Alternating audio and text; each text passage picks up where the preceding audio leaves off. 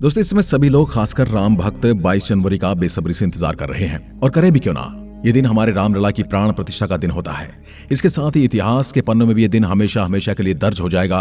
गली गली लोग राम भक्ति में झूम उठे हैं। लोगों के पास पशु पक्षी भी भगवान राम के आने का बेसब्री से इंतजार कर रहे हैं। और ऐसा हम नहीं कह रहे, बल्कि अयोध्या पहुंचे भालू, गिद्ध, बंदर और नागों का झुंड बता रहा है।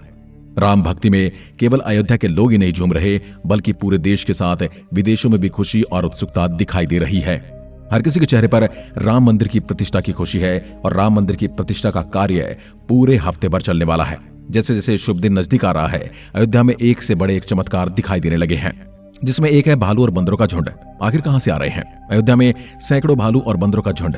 क्या है, अयोध्या में राम मंदिर के दर्शन के लिए पधारे हैं या फिर कोई और वजह है? आइए इस पर एक नजर डालते हैं। दोस्तों, आपको पता होगा, भगवान राम के लंका जाने के लिए राम सेतु का निर्माण किया गया था। उस राम सेतु को बनाने में सबसे महत्वपूर्ण भूमिका निभाने वाले और कोई नहीं बल्कि वानर सेना थी, जिन्हें आप बंदर कह सकते हैं। इसलिए कह सकते हैं कि बिना वानरों के उस समय राम सेतु बनाना असंभव था। बंदरों के अलावा अन्य पशु और पक्षियों ने भी राम सेतु बनाने में अपना अनमोल योगदान दिया था। इसमें कई गिलहरियां और भालू भी शामिल थे। यानी उन सभी की मेहनत का परिणाम हमें आज एक मजबूत राम सेतु के तौर पर देखने को मिलता है, जो आज भी रामायण के सत्य होने के सबूत के तौर पर हमारे सामने खड़ा है। इसके बाद भगवान राम उसी राम सेतु से चलकर लंका पहुंचे, जहां उन्होंने रावण का वध किया। इसके बाद वे जब अयोध्या पहुंचे तो वहां धूमधाम के साथ पर्व मनाया गया। भगवान श्री राम के छोटे भाई भरत ने उनके स्वागत के लिए पूरी अयोध्या नगरी को सजाया था, जिसके उपलक्ष्य में आज भी पूरे देश में दीपावली मनाई जाती है और दिए जलाए जाते हैं, क्योंकि इस दिन भगवान राम अयोध्या वापस आए थे, जिसे हम दीपावली के रूप में जानते हैं। और हमारे लिए कितनी खुशी की बात है कि हम लोग एक बार फिर से दीपावली पर्व मनाने वाले हैं, क्योंकि 500 वर्षों का कठिन संघर्ष अब सफल हो चुका है। 22 जनवरी 2024 को राम मंदिर की प्राण प्रतिष्ठा होने वाली है। यह हमारे लिए एक दुख की बात है कि एक सनातनी देश में होने के बावजूद हमारे प्रभु रामलला को तंबू में रहना पड़ा, और कुछ लोग तो आज भी इसके विरोध में खड़े हैं। भगवान राम की प्राण प्रतिष्ठा के न्योते भेजने पर जिन लोगों ने इनविटेशन का जवाब नहीं दिया या जिन लोगों ने कहा कि वो नहीं जाएंगे, अब आप अंदाजा लगाइए, ऐसे देश में भगवान राम का मंदिर बन रहा है तो ये कितने बड़ी संघर्षों से इसको जूझना पड़ा होगा।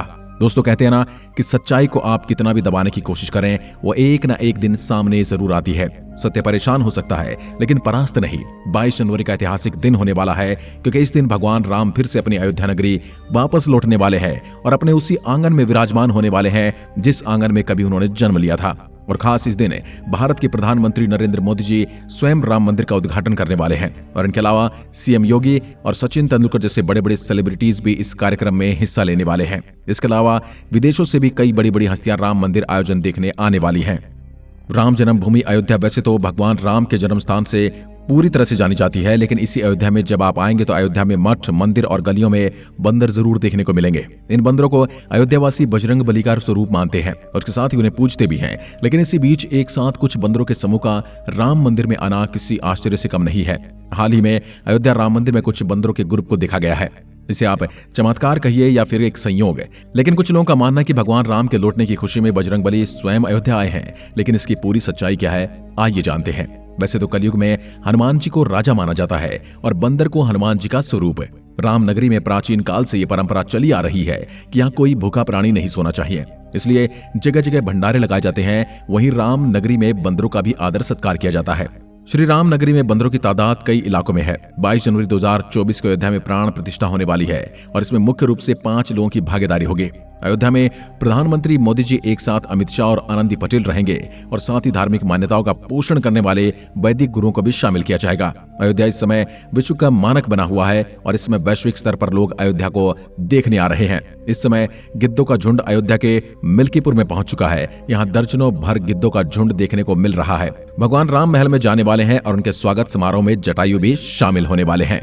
भगवान राम को चाहने वालों की संख्या इतनी ज्यादा है कि देश विदेश में श्रद्धालुओं का उमड़ना यहाँ शुरू हो गया है।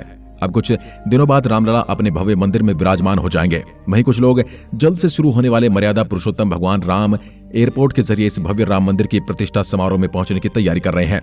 कुछ लोग तो भगवान राम के दर्शन करने के लिए पैदल यात्रा पर भी निकल चुके हैं। अयोध्या नगरी में विराजमान होने वाले हमारी आस्था के प्रतीक श्री राम के दर्शन के लिए आप कब आ रहे हैं? कमेंट में लिखकर जरूर बताना।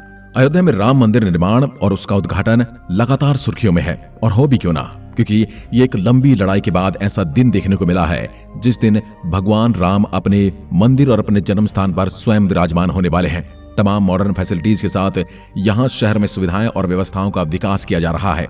अयोध्या में एयरपोर्ट, रेलवे स्टेशन के साथ साथ बस टर्मिनल और आवागमन को सुगम बनाने वाली तमाम सुविधाएं विकसित की जा रही हैं। अयोध्या आने वाले यात्रियों को एयरपोर्ट और रेलवे स्टेशन के साथ साथ अंतर्राष्ट्रीय बस अड्डा यानी ISBT की शुरुआत भी मिली है। यहाँ दूसरे राज्य से आने वाले यात्रियों के लिए तमाम जरूरी सुविधाएं मिलने वाली हैं। यात्री सहायता बसेरा केंद्र और प्रतीक्षालय जैसी सुविधाएं विकसित की गई हैं।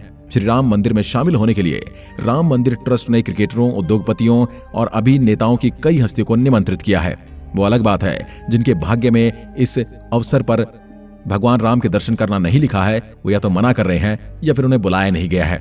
सम्मानित अतिथियों की सूची में कई परिवार भी शामिल हैं जो दुनिया भर के 50 देशों के प्रतिनिधि हैं। साथ ही गौतम अडानी, रतन टाटा, अरुण गोविल, दीपिका चिखालिया, बाबा रामदेव, मोहन भागवत जैसी कई बड़ी हस्तियां भी शामिल होने वाली हैं। राम जन्मभूमि ट्रस्ट ने इस महत्वपूर्ण दिन के लिए 3000 VIP और 4000 संतों सहित लगभग 7000 लोगों को आमंत्रित किया है। उद्घाटन समारोह में राजनेताओं सहित 4 शंकराचार्य मशहूर हस्तियों के 2 पुजारी, अन्य धार्मिक नेताएं सहित विभिन्न क्षेत्रों की कई हस्तियों को शामिल किया गया है। हालांकि इसमें इन्विटेशन तो कांग्रेस और सपा वालों को भी भेजा गया था, लेकिन अखिलेश यादव और सोनिया गांधी और राहुल गांधी ने यहां पर आने से मना कर दिया है। फिलहाल अयोध्या में ये जानकारी सामने आई कि मर्यादा पुरुषोत्तम श्री राम की जन्मभूमि अयोध्या में अचानक से गिद्धों का झुंड सामने आया है। ये गिद्ध कहां से आए ये कोई नहीं जानता है।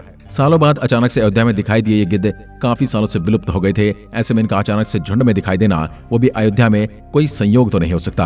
आपको क्या लगता है, क्या वाकई में जटायु वंशज हैं जो भगवान राम के स्वागत के लिए अयोध्या पधारे हैं? अपनी राय कमेंट में लिखकर जरूर बताइएगा।